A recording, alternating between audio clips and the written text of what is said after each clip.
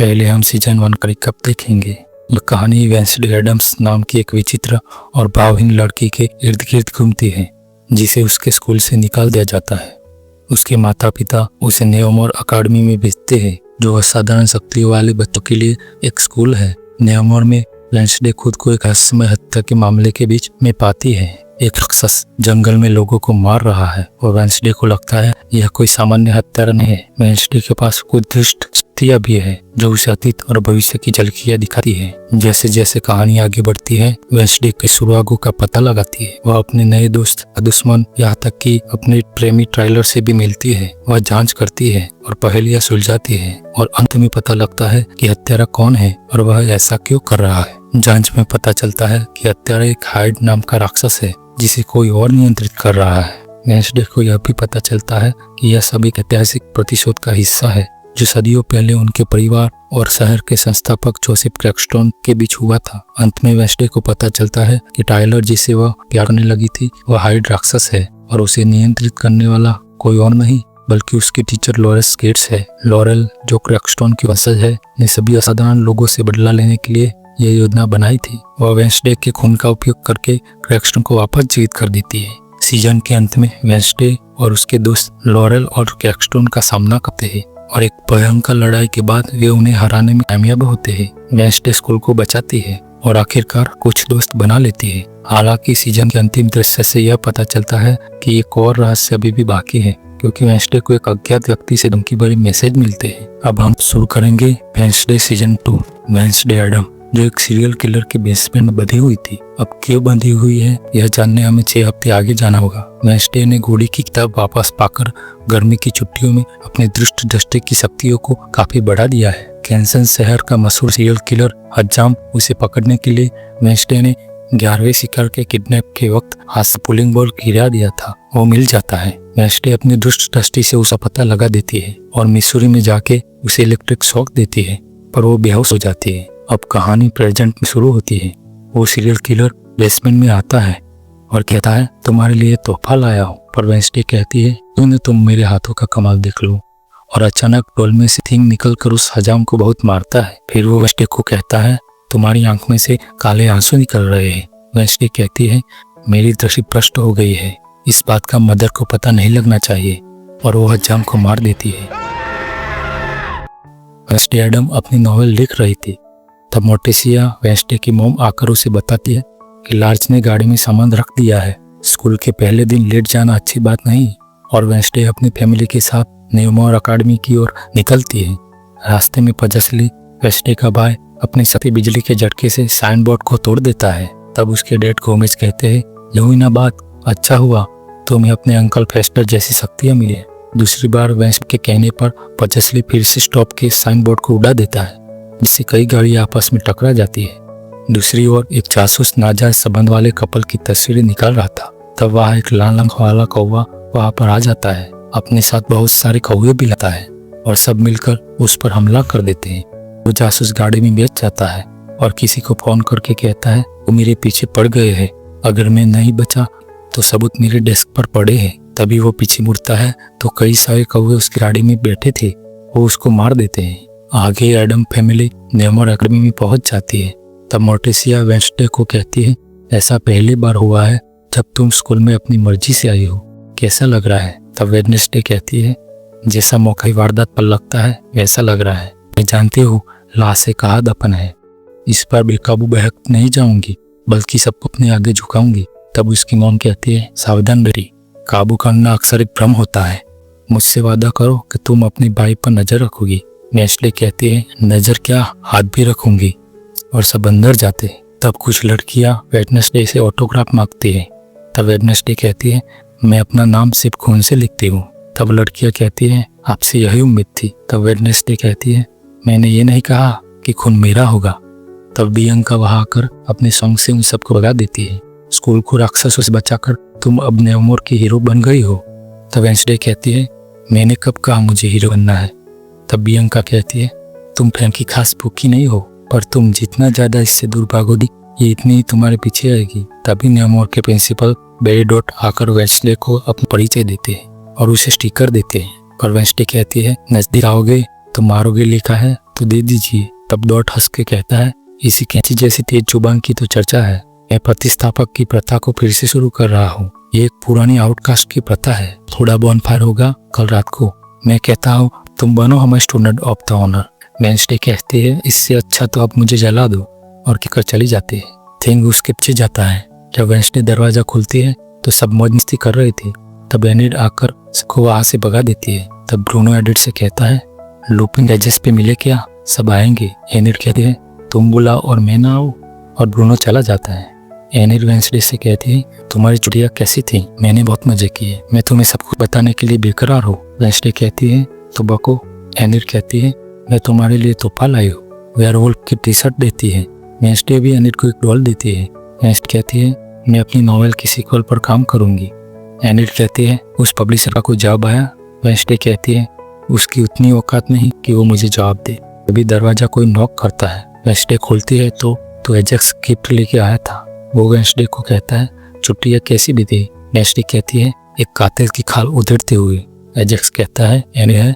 Wednesday मना कर देती है। एजेक्स गिफ्ट लेकर चला जाता है। एनिड कहती है, जान बचाने की शुक्रिया। पता नहीं मैं एजेक्स को चाहती हूँ या नहीं। वो स्वीट है, लेकिन जिसे वो चाहता है वो मैं नहीं हूँ। वेंसडे कहती है, तो उसे बताओ और बात खत्म करो। तब वेंसडे डोर खोलती है तो एक तीर आकर सामने फोटो के साथ लगता है। एनिड डर कर कहती है, माँ की आंख। फोटो पर लिखा था, स्वागत है वेंसडे, मेरी नजर तुम्हारे पर ही है। एनिड कहती है, वेंसडे कोई तुम्हारा पीछा कर रहा है। वेंसडे फोटो पकड़कर अपनी दुष्ट दृष्टि से देखती है, लेकिन उसे पीछा करने वाला नहीं दिखता। तब उसकी आंख से काले आंसू निकलते हैं। तब एनिड कहती है, ये क्या है? वेंसडे कुछ नहीं है कहकर चली जाती है। गोमेज, पजस्ली और मोर्टिसिया कैनिबल हॉल में जाते हैं। यूजिन और पजस्ली मिलते हैं तो हाथ में शौक लगता है, और वहाँ मोर्टिसिया जेनेट से मिलती है। जेनेट कहती है, यूजिन को यहाँ लाना नहीं चाहती थी, पर ये नहीं माना।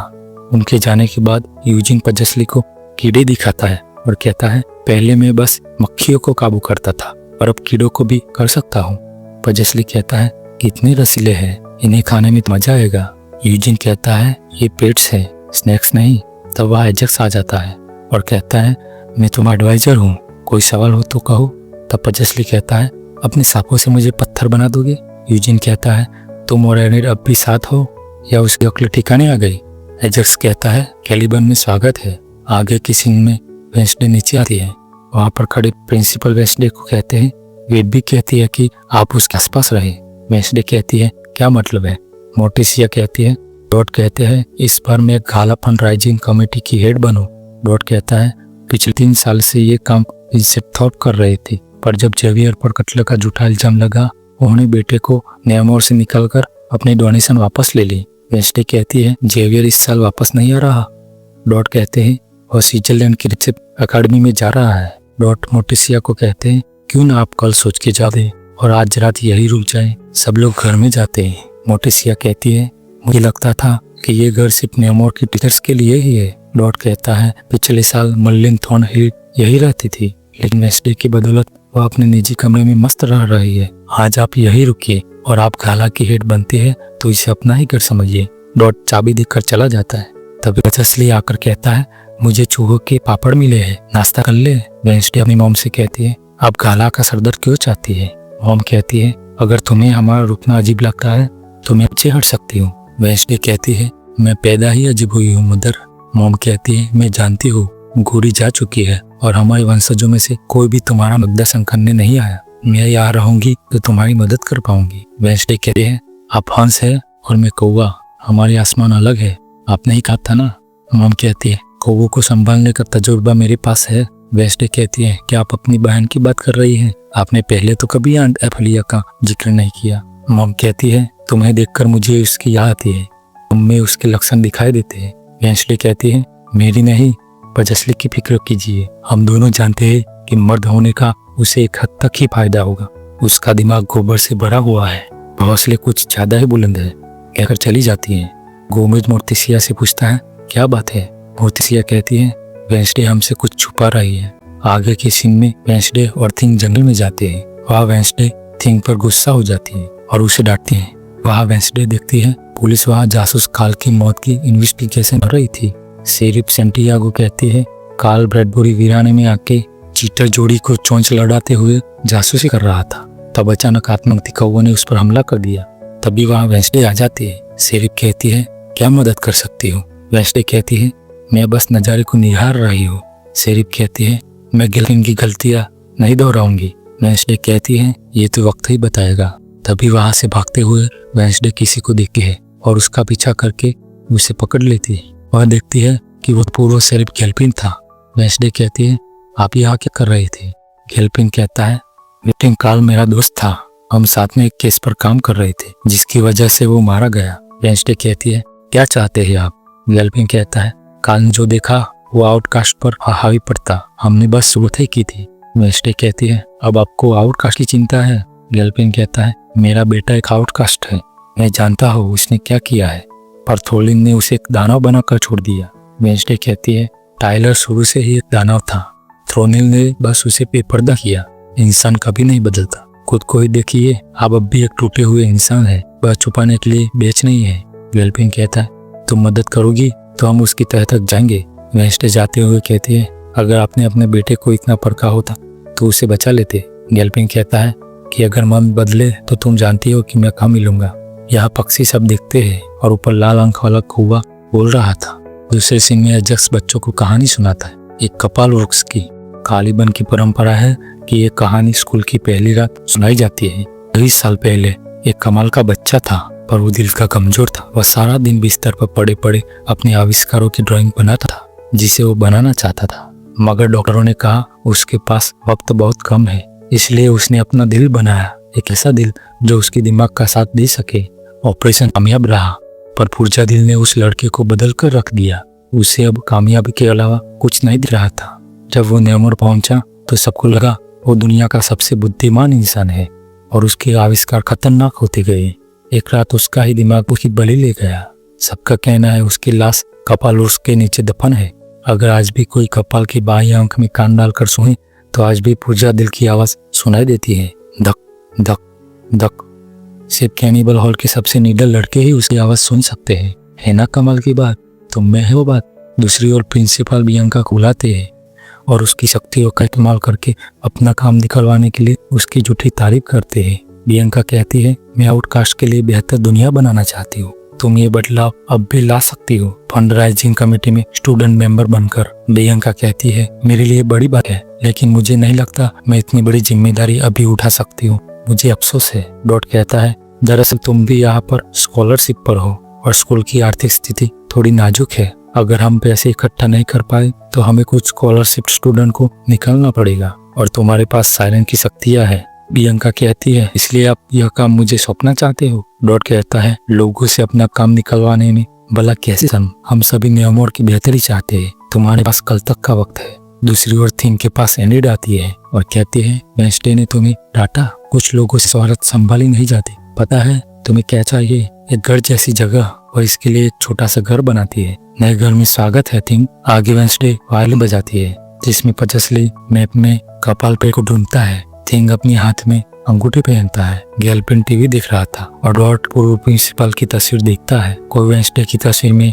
आंखें कट कर देता है। तभी मिस कपरी म्यूजिक टीचर वेंसडे के पास आती है और कहती है, मैंने सुना कि नौजवानों ने मिलकर स्कूल की रक्षा की, मैं कुछ करना चाहती हूँ, तुम्हें और मेहनत की जरूरत है। वेंसडे कहती है, मेरा हाथ अकड़ा हुआ है, मैं अपनी खुशी के लिए बजाती हूँ। कपरी कहती है, इसे काबू करना छोड़ दो, अपने आप को इसमें बहने दो। वेंसडे कहती है, मैं खुद तूफान हूँ, उसमें बहती नहीं, कहकर चली जाती है। आगे के सीन में सब बच्चे मिलकर अपनी शक्तियों से फाउंटेन पार्टी की तैयारी कर रहे थे। डॉट मोर्टिसिया को कहता है, जितनी शक्तियाँ इन बच्चों की उंगलियों में है उतनी मेरी पूरी बॉडी में भी नहीं है। एडम फैमिली एक मिसल है आउटकास्ट की जो कभी नॉर्मी के आगे नहीं झुकी, इसका श्रेय आपको जाता है मिस एडम, तो अब गाला की जिम्मेदारी ले रही है ना? मोर्टिसिया कहती है, मैं अभी सोच रही हूँ, मैं न्यूयॉर्क का ख्याल भी रखना चाहती हूँ पर साथ में अपनी फैमिली का भी रखना चाहती हूँ। डॉट कहता है, आपका साथ देने के लिए एक स्टूडेंट भी है, मैं उसकी खोज कर रहा हूँ। तभी बियांका वहां की कहती है, आपकी खोज खत्म हुई, आपकी जैसी हस्ती के साथ काम करना मेरे लिए गर्व की बात होगी। तभी जेवियर की चिट्ठी एनिड पढ़ती है, इसे एक आखिरी तोहफा मानो, यह तस्वीर अचानक मेरे जान में आई, कोई सवाल मत पूछना, पर यह जो भी है वो तुमसे जुड़ा हुआ है, रहस्य सुलझाने में वेंसडे एडम माहिर है। जेवियर। एनिड कहती है, हेडस्टोन पर एक घिनौना कौवा, अब इसका मतलब क्या है? थिंग और मैं चिता में जा रहे हैं, तुम चलोगी? तब थिंग किताबों के पास खड़ा था। वेंसडे कहती है, किसने टाइप किया था? मेरी नॉवेल यहाँ नहीं है। वो चिट्ठी में लिखा था, आया आया आया वो अग्नि का साया जिसमें सब है समाया। वेंसडे कहती है, मेरा पीछा करने वाला प्रतिस्थापक चिता में मेरी नॉवेल जलाने वाला है। मैं अपने 2 साल की मेहनत राख नहीं होने दूंगी। और दोनों वहां जाती है। वेंसडे कहती है, मैं चिता में देखती हूँ, तुम बाहर देखना। पजस्ली सबको कहता है, चिता जलने के बाद मैं उस मरे हुए बच्चे को ढूंढने जाऊंगा। कौन कौन मेरे साथ आएगा? आज रात मुझे स्कूल को बचाने के लिए अवार्ड मिलने वाला है। I am sorry. तभी को वेंसडे के पॉकेट में ब्लड वाली चिट्ठी रख कर चला जाता है। उसमें लिखा था, अगर तुम नहीं चाहते कि तुम्हारी नॉवेल धुआं हो जाए तो मुझे चिता के अंदर आके मिलो। वेंसडे चिता के अंदर जाती है। तभी एजेक्स आके एनिड को कहता है, तुम क्यों मुझे अवॉइड कर रही हो? तभी म्यूजिक टीचर फंक्शन की शुरुआत करती है और डॉट भी भाषण देता है। एनिड वेंसडे को कहती है, तुम बाहर निकलो, वो चिता जलाने वाले हैं। डॉट कहता है, मैं नाइट शिफ्ट और सभी सीक्रेट सोसाइटी को खत्म करता हूँ। इस स्कूल की सुरक्षा हम सबका जिम्मा है, इसलिए हम सब है नाइट शिफ्ट्स। और डॉट चिता में आग लगा देता है। वेंसडे अंदर नॉवेल ले लेती है और पजस्ली यहाँ से निकल जाता है। बच्चे अपनी शक्तियों से आसमान लकड़ी के पक्षी को उड़ाते हैं। एनिड डरकर प्रिंसिपल से कहती है, वेंसडे चिता में फंसी हुई है। वेंसडे चिता से बाहर आ जाती है। वेंसडे जिंदा वहां आ जाती है। डॉट कहता है, डॉट जिसने स्कूल को बचाया था उनका सम्मान करने के लिए उनकी बड़ी तस्वीर से पर्दा उठाता है और वेंसडे को 2 शब्द कहने को कहता है। वेंसडे कहती है, मैं उन सब दुश्मनों से बदला लूंगी जो चाटुकारिता से हमें बहलाना चाहते हैं। मैं सिर्फ अपना साथ देती हूँ और मेरे पीछे जो आएगा वो खाई में जाएगा। मुझे किसी सिंहासन पर बिठाने की जरूरत नहीं है, क्योंकि मैं उसे भी जलाकर राख कर दूंगी। और उस तस्वीर को जला देती है। दूसरी तरफ पजस्ली अकेले जंगल में कपाल पेड़ पास पहुंच जाता है और बाई आंख में आवाज सुनता है। तभी उसमें से चमगादड़ निकलती है, जिसे वो डर के नीचे गिरता है और उसके हाथों से जमीन पर बिजली का झटका लगता है। तभी वहां से एक बिना दिमाग वाला ज़ॉम्बी बाहर निकलता है। पजस्ली उसे देखकर हंसता है। दूसरी ओर एनिड वेट के पीछे पीछे उसे मनाने भाग रही थी। जब एनिड वेट के कंधे पर हाथ रखती है, अचानक वेंसडे को कुछ हो जाता है और उसकी आंखों में से काले आंसू निकलते हैं और वो नीचे गिरती है और वो किसी नई दुनिया में पहुंच जाती है जहां सभी और काले कौवे उड़ रहे थे। वहां एक कौवा एनिड की कब्र पर गुलाब डालकर उड़ जाता है। तभी वहां एनिड आकर उसका गला पकड़ लेती है और उसे कहती है, मेरी मौत तुम्हारी वजह से हुई है। वेंसडे करा रही थी, अब उसकी मौत वहां आ जाती है। इसी के साथ एपिसोड 1 खत्म होता है। आगे के एपिसोड देखने के लिए लाइक सब्सक्राइब जरूर कीजिए। धन्यवाद।